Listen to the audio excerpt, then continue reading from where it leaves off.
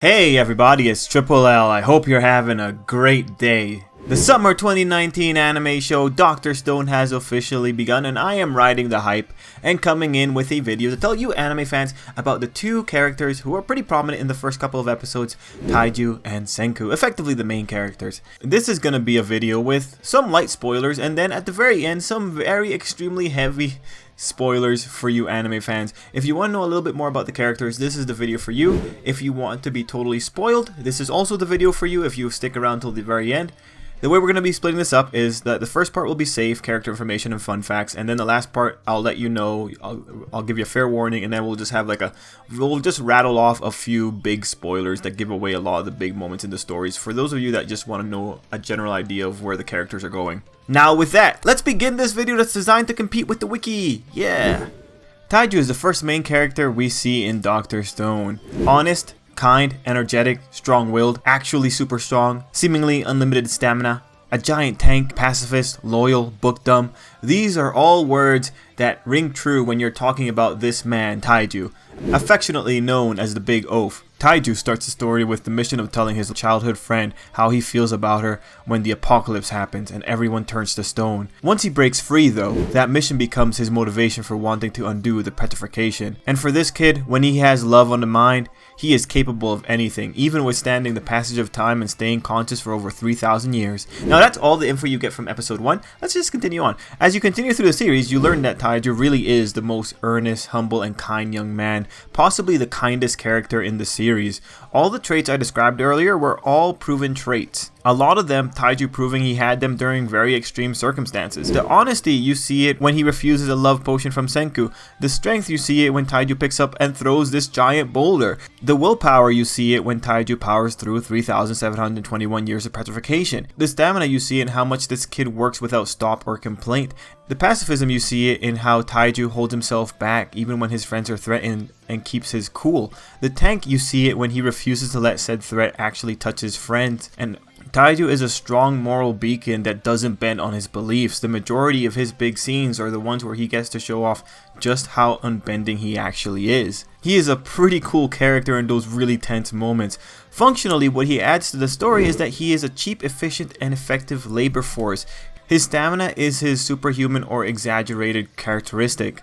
Thanks to Taiju, the manual labor can be done more effectively, and the kid can accomplish many things that Senku just can't. Taiju's weaknesses, however, are the book dumb trait, but even that he owns it and knows that he can trust Senku to cover him on that one. In terms of character archetypes, Taiju represents the honest, straightforward characters along the line of characters like Asta from Black Clover or Luffy from One Piece. Although, you could definitely say his admission of love for Yuzuriha differentiates him from the standard model. Finally, Taiju is actually the decoy protagonist of Dr. Stone, or in other words, he's the guy that seems like the protagonist in the first arc. Taiju as the protagonist is most visible in the first chapter of the manga and the first episode of the anime since he's the POV characters in those times.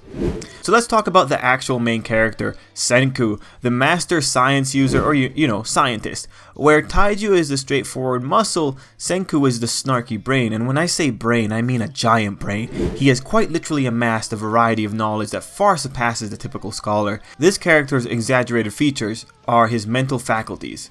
And this was shown off when he keeps count of the time passing over the course of 3,721 years while also thinking about other things. It's because of his intelligence that this series is even happening, and it's because of it that the series even progresses. All plot progression in Dr. Stone can be tied, spurred on, and made possible by Senku's intelligence. At this point, it would be important to note that Senku is the big good of Dr. Stone. He is the one spearheading the restoration and salvation of humanity. And that means all of it, even if sometimes he does come off as a little bit too snarky or a little bit too evil. That said, as smart as he is, he also has weaknesses. Senku lacks physical skills. While he thinks about a lot, he hits walls when it comes to bringing his ideas to life. The best example of this is when you see how often he fails when it comes to making a pot. Just because he knows the general process of making a pot, he can't replicate the wisdom that someone who's made pots for years would have. He also just isn't that strong and just doesn't have that much stamina. Senku, like Taiju, however, doesn't wallow in that weakness. He more than happily accepts it, and this informs his understanding of society. That is, that society is made up from people cooperating and helping each other. Because of that, Senku is always willing to bring in an expert of a field that he isn't in desperate need of. And if he doesn't have one, he'll make do. But you know, he will fail a bit on the way there. Other traits worth noting include, he's a superstition buzzkill. He loves unraveling superstition with science talk. He is extremely crafty, being able to come up with tricky ways of getting out of trouble fast. Being able to think under pressure is one of Senku's most useful traits. He is a really good judge of character, very quickly suspecting a soon-to-be killer and immediately starts adjusting his plans after he says something others would find normal.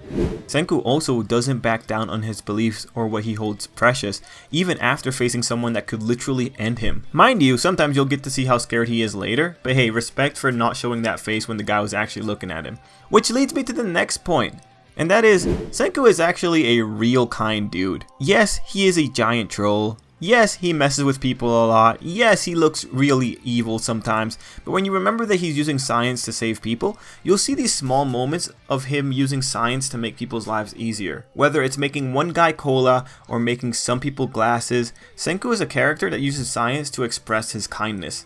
And also his trolliness. But the kindness is what matters.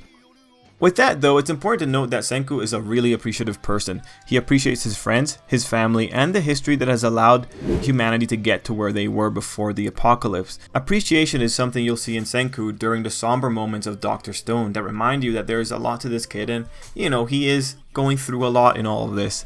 Okay, I probably shouldn't call them kids. Both Taiju and Senku are mentally over 3,700 years old. These two especially, since we know they were both conscious during that time. It is important to note, however, that they still act like kids, as if their development itself was stunted in those 3,000 years. Taiju and Senku work really well together on account of being childhood friends. Dynamics wise, they're kind of blue oni, red oni dispositions, with Taiju being the loud and expressive type, while Senku is calm and rational and, you know, kind of smart.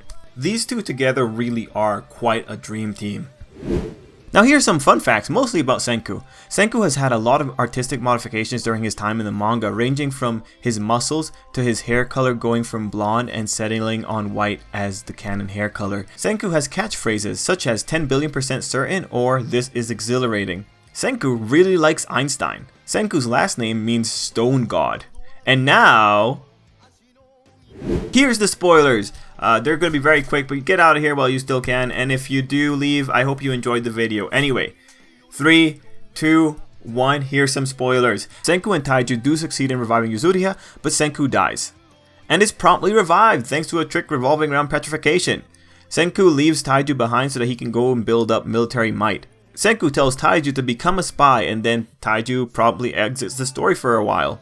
Senku meanwhile finds a village of people descended from his adoptive father. Senku ends up getting married to one of the people from that village, and then promptly divorces her. Senku later wages war against another faction, wins, and then later sets off into the sea to discover more about the world.